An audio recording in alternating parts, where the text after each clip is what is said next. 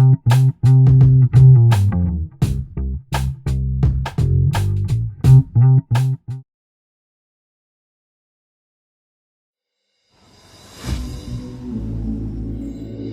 that gonna make it to your Instagram? What? I'll see you again for drinks next week. We'll do drinks next week. No. I think you're obsessed with Instagram. I think First of all, you have More, you said you were 6'2". am I not present with you right now? You lied. Dating sucks. Cheers to being single. What? Sorry. I'll just be single forever. It's New York. Acknowledging that we both want all the benefits of a relationship without the torture of actually being in one. I have come up with this little gem. You guys are friends with benefits? This is going to end poorly for you. It's gonna work out. We could be each other's guides. I could teach you how to not be ghosted. I don't get ghosted. I ghost. Can you guys go on dates with other people? Duh. That's the whole point. Yeah, makes sense, right? You could use help not dating douchebags. One more thing. The words I love you cannot be used in an affectionate way. Important question. What happens when one of you catches feelings? You mean if one of us catches feelings? Yeah, if. Whenever two people start sleeping together, it gets complicated. What's going on here? What? What? You guys are more into each other than you were before. Why are you so invested? What is this? Something is different. I mean, I want Wendy to like me. I got a date. All right. Why are you being moody? I'm not. You're being a child. I'm not being a child. You're being a child. Mm-mm. They're Think not a it's couple. amazing They're definitely that you get fighting to, like a you know, couple. drive around. Maybe we should stop. What am I doing? I can't get Milo out of my head. Do you not want consistent sex without the emotional attachment? I want that, but I also want the emotional attachment. Only in New York could you make out in front of a bunch of garbage and it's still romantic. What if we became boyfriend and girlfriend? Why would I pick a flavor and just go with that flavor when I could try all the flavors? Because then you never really get to experience just one good flavor. What are you guys really talking about? Excuse me, Jonah has his logo in the corner in there. It's really, You know, we're trying to high tech son of a gun. I'm trying to up the digital Zoom game as much as I can on a daily I get basis. it. No, I've been trying to do that too. You got a nice setup there. You got the mic, the wide angle lens. It's just a prop, but you know, works Okay. for me. How you doing? I'm great. I'm excited to be chatting. I'm excited to be here. Yeah, I got it. So on Zoom, if you have a certain level, I guess you can put a graphic on it. So I'm actually using a tool called Camo, which lets me use my iPhone as my camera. So that's why it's maybe hopefully a little bit more HD. And on that, I can put a watermark. And so I'll look into it. Yeah, and I know that the camera on your phone is going to be higher level quality, right, than most laptops or computer cameras, et cetera. Exactly. Yeah. So I can kind of I can move this thing around like that, and whole deal. I have also, you can sort of tell, you might there's a little bit of a hot spot here. I also put for mood and also because I teach guitar sometimes, and so I have a wide angle on my laptop. Yeah. So wait, is that a wide angle lens on top of your? Yeah. Cool. There's probably a better way to do it, but yeah, and I can use it on my phone too. So no, it looks great. You'll love. Yeah, it's called Re-Incubate Camo. I got to get it all set up. All right. It's a wonderful tool. You're officially hired as my consultant. Done. Well, we're talking a little bit like utilizing tools for the, all the things that the internet has to offer people like us, creative types. But I'm, which kind of segues into the subject. Well, of course, there's your film called Dating and New York. Two things that are both close to my heart. And I'm almost in my 30s. So, we're talking about a lifetime here of dating. No, and so But also, I'm kind of curious, given your background, you hosted a podcast prior to making the movie, right?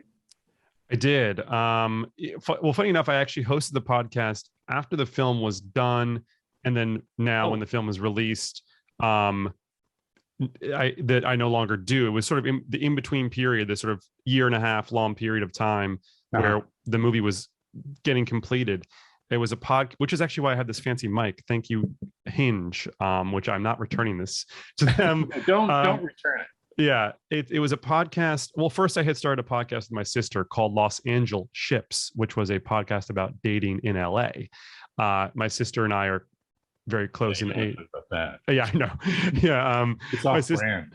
It's too off brand. Yeah, which we don't. That's sequel. That's later. But that that brought me to ultimately be hired by a company called Hinge, and my friend Alana Dunn and I hosted this podcast called Dating Sucks that was basically an exploration of modern romance. And we both, the whole thesis was, we're not experts.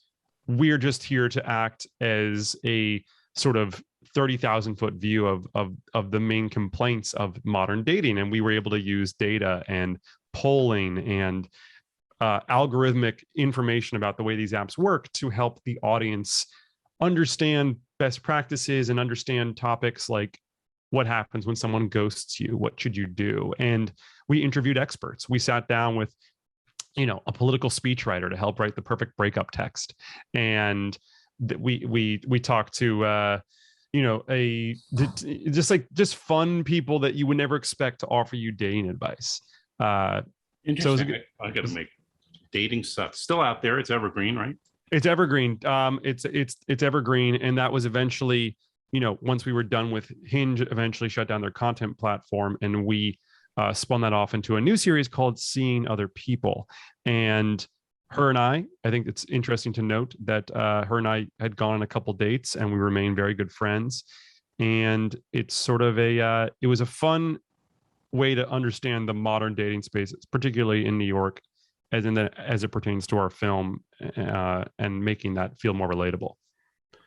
Did you date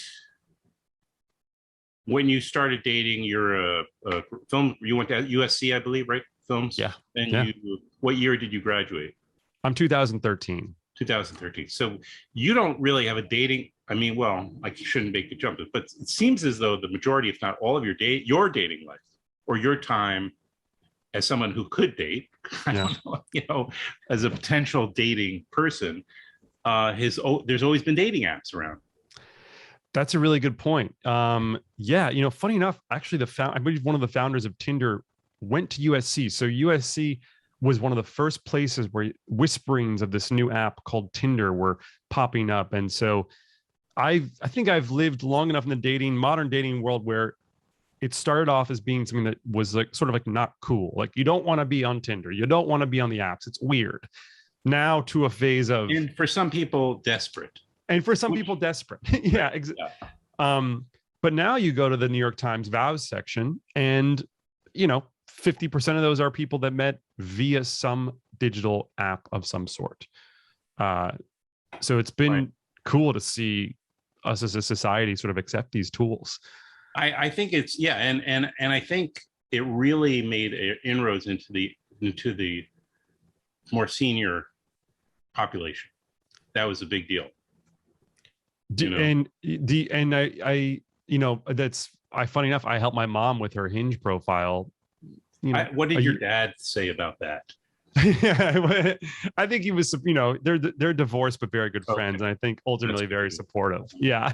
Halfway the joke out of my mouth, I realized, he could have passed away. It's not necessarily. No, it's a good joke regardless. Yeah. All right, thank you. Well, your dating app in the movie, again, it's called Dating in New York. I think it's a homage to Annie Hall, When Harry Met Sally, these classic dating movies in beautiful, old-fashioned, charming New York. But your dating app is called Meet Cute, which I thought was a great name because, even the term is kind of used a lot in movie reviews. It's like, it so happens, Harry and Sally meet cute, through friends or what have you, But these obviously older movies had quite an impact on you as a filmmaker and a storyteller, right? They certainly did, and they do every single day. I mean, I literally just watched Shop Around the Corner for the 5th time the other day, and I think they provide a sense of escapism that I really like seek often. And we were thinking about what are the rules going to be for this dating app. I wanted to make a movie where their meet cute was quite literally just swiping right. Well, how can we sort of get even more meta and self-referential? Well, the app should just be called Meet Cute, and it's kind of a nod to the screenwriting writers' rules of rom-coms, where the meet cute needs to happen on page 8 or 15 or whatever it's going to be in your story. And we wanted it to be self-aware, and so it's sort of like this mischievous app. It's an app that kind of is playing the role of plot and narrator, and it's reminding the characters, have you caught up with each other, and that was the impetus for that. And it's also, I agree, it's like, just why isn't there an app called Meet Cute? Like, at this point. Well, because you invented it right in a fictional world. So right. Now, although it hasn't stopped probably other people, but you, what was I going to say? You referenced Shop Around the Corner, which I thought was also, most people, I would assume, of your generation would have maybe known Sleepless in Seattle, right? Which is, of course, the remake. A lot of people don't know. You've Got Mail. Right? I think You've Got Mail. Thank you. You've Got Mail. That makes more sense. Yes. But both fantastic. Seattle was entirely original. Yes. Yeah. Well, as I say, I think it's I think by way of You Got Mail, I always heard that it was a sort of adaptation of Shop Around the Corner. But then you go look for the classic rom-coms, because I think everything is derivative of something else. And, right. Shop Around the Corner, it's this idea of identity and, secret romance and sort of misconnections is something that's super timeless. So that movie, Shakespeare, right? Yeah. Yes. So it was a movie that, His Girl Friday is another one that we really referenced. Shop Around the Corner. Oh, Casablanca in some ways, but like, those movies, it just, even from the score of sort of old, like Leonard Bernstein, it's just inspiring, because it does feel different enough to go back and watch that material and say, this is so fresh and so new, even though it's not, but it feels fresh compared to modern movies in a sense. And so we were excited. Everyone in every department was excited to just go watch all these sort of classics and say, what can we take from here and what can we still innovate on? Yeah, right. There were so many great romantic comedies. They used to be called screwball comedies, but they're one and the same. Yours is a screwball comedy too, right? Yeah. It's about a young guy who, Milo, right? Yeah. You can insert the actors' names, because they're mostly kind of just emerging actors you cast. Jaboukie Young-White, sort of a very well-known Twitter character and comedian. And he meets Wendy at a wedding, right? And then they kind of agree to have a friends with benefits. I'm just using shorthand. It's more involved in that. And of course, there's obviously a great deal of romantic chemistry there. We have never have a moment's doubt that these two are going to end up together. Right. But it's the fun part is seeing how that happens, right? Yes. So and then we should also, and Wendy is played by Francesca Reale. Correct. Yes. And trivia. And is now, I noticed in the press notes, thanks to Sarah, that you were one of the earliest films that really had an impact on you was Steven Spielberg's Hook. So when I saw that you named the character Wendy, I immediately put a connection there. Am I wrong?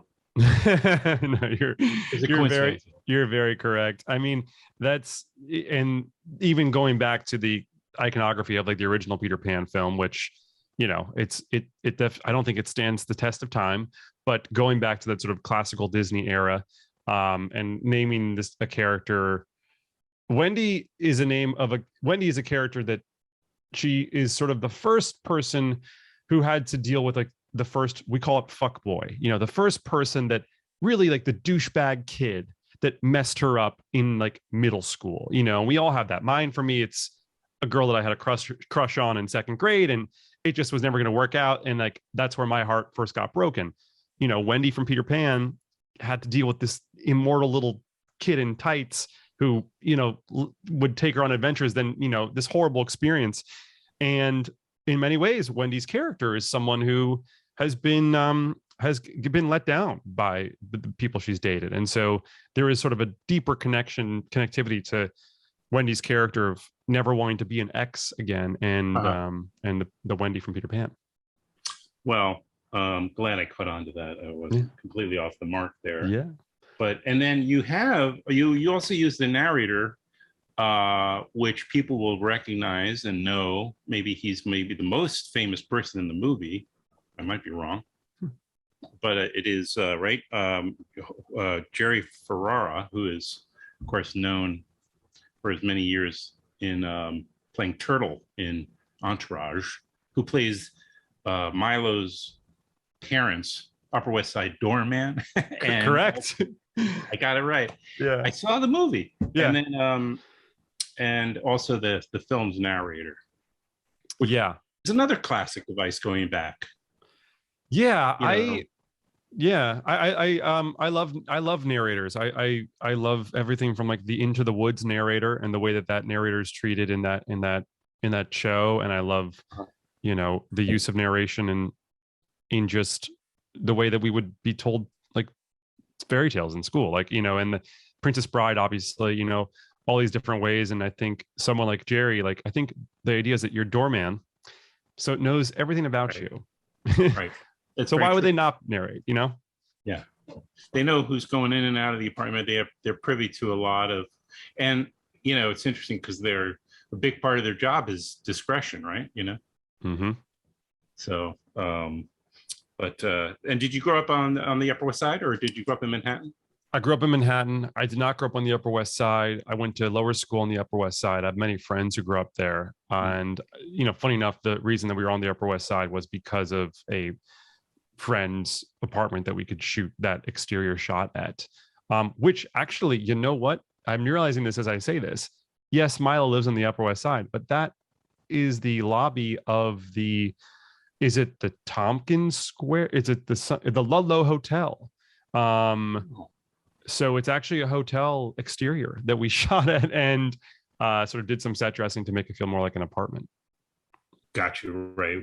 These are tricks of the trade. I mean, everybody does this. I'm even surprised in this day and age when there are such, not in this film, but in other films where I see such blatant cases of cutting different parts of New York together as though, you know, you know, you have a city as sprawling as New York City, and it kind of it lends itself to that, and for practical purposes, right? So you shot everything on the streets of New York City, right? Yeah, we shot everything in the streets of New York City, unless we sort of said that we were in a different location. I think you bring up a great point, which is lots of New York movies will be under the magnifying glass of people who are going to say, well, they were just on 25th Street, now they're in Brooklyn. How is that possible? Yeah. And our whole crew is, you know, NYU grads or New Yorkers, and we were all like, we can't do that. We got to explain to the audience where we are going and why we're going there. And you felt compelled. I felt compelled to make sure that we were not lying to our audience in terms of location. So if you look at it, everything tracks. There might be one thing that you could call out. You're allowed. Yeah. And but by the way, that also goes for our digital stuff as well. You know, everything from like the timing on the Instagrams and the text messages and the phone sequences. If you look at every single detail, it technically would play into the season, the time, the battery level, all this, the characters on the text messages thread. It's all supposed to be connected. It's fun. It's world building, in the rom-com world, at least. But as I think we were kind of getting to it, this, you know, earlier in our conversation, when you strip away all the technology, you strip away all of the bells and whistles, shall we say, you're back to just the classic formula, right? Boy meets girl, boy loses girl, boy gets girl back. Yeah. Sorry if there's spoilers but yeah. But it's called Dating in New York. You wrote and directed it. It's your first feature, correct? First feature film. Yeah. Wow. And IFC Films is distributing it. That's not bad. Where did you get to? I know you probably had to do a lot of post-production, if not some of the production during COVID, right? Sorry to bring up negative associations, but I'm wondering, were you able to do festivals? And yeah. We shot right before COVID. We shot in November, December 2019. We did post-production, which included ADR, scoring, editing, not all of our editing, but a majority of our testing of the whole film. Our day-to-day cutting, we still got to do in real life because nothing crazy had happened yet. Then we did color correction. And then we went a couple months of just figuring out what we were going to do with the film. And we actually got to play at Tribeca Film Festival this past year. So, homecoming for a movie like this, certainly. Totally. And yeah, that's wonderful. It was right before Tribeca that we were able to, team up with the incredible IFC, which is obviously an insane dream come true as someone who has gone to that theater and watched all their films on repeat for many, many years. And it all sort of somehow magically worked out. Well, congratulations. Thank you. Yeah, it's coming out on theatrically as well as on platforms on the 10th of September, right? So people will probably be watching us talk on that same day, possibly. Wow. So same day. So if you're watching this, no, you can go watch the movie too. Exactly. You can go from here right now. Well, give a few more minutes because we'll say goodbye, but and then you can watch it, and you should come back on with your next project. I think we have a lot to talk about. I would love that, Adam. I appreciate you watching the film and supporting it. And yeah, if you guys are watching this on the same day, if you're looking for a nice rom-com for a second date or a third date, or to just, watch while you're eating your Postmates or something like that, or go to the theater if you feel comfortable. And while the older generation is missing, there aren't parents of it. I just remember just this group of this generation, maybe in the wedding scene, right at the end. Yeah. Right. Yeah, that makes sense. But essentially it's their bubble that they live in, and their experiences in this point of their lives. However, it's a really nice film for everybody to watch. You can watch it with your parents, and share stories about, maybe parents will have it's comedy and it's a fantasy to some degree about New York and about dating in New York, but it could also, but there's a lot of truths in it and that people are going through, and it's a very diverse film. And another reason I really appreciated it. And so, I think people should hang out and watch it with their friends and family. I appreciate you saying that. I did the grandparents test. I sent it to my friends' grandparents, and I said, I'm curious what they pick up on. Can you watch this movie? And everyone takes away something different from it, whether it's looking at these apps and saying, oh my gosh, I'm so happy I wasn't raised in this generation in terms of trying to find modern romance, or they see something that feels classical about the film and the music and the way it's sort of shot. But I do feel like there's something in it for everybody, no matter what age you are. And if anything, if you're on the dating apps, it's an accurate portrayal of what's going on all those things. Well, thank you, Jonah. Good luck with everything. Thank you, Adam. This was great, and I hope to keep in touch on your pro camera setups and all future projects. Yeah. Thank you. Yeah, I'm kind of getting it, starting to get it, but I got some good, valuable advice from you at the beginning about the camo. It's called re-incubate camo. Yeah, it's a complicated name for what it does, but okay. All right. It's a lovely app. All right. Take care. Have a great day. Thank you. All right.